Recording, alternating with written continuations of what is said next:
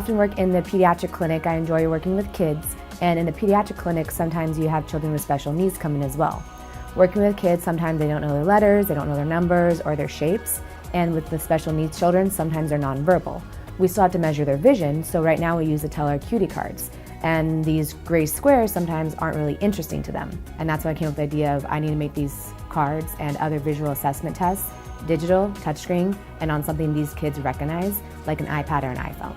The studies have shown that they'd rather look at something active and moving as opposed to cards. So even with kids, babies start crying, what do parents do? They hand them a cell phone or they give them the iPad.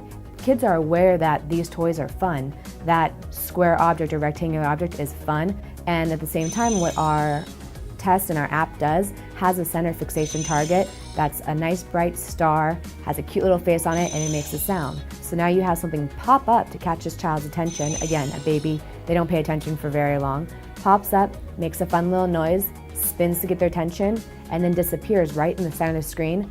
So when the two cards come up, it's more likely that the child was looking in the center of them, and you can then see if the child notices an object on either side just more accurately than you would on the cards. I think this can also improve the quality of our exams, streamlining it and being able to, in one setting, test more than just the acuity. Again, going into the other motion or contrast, which do probe different parts of the brain and the visual system. The generation now that this is focused on, they're called Generation Z.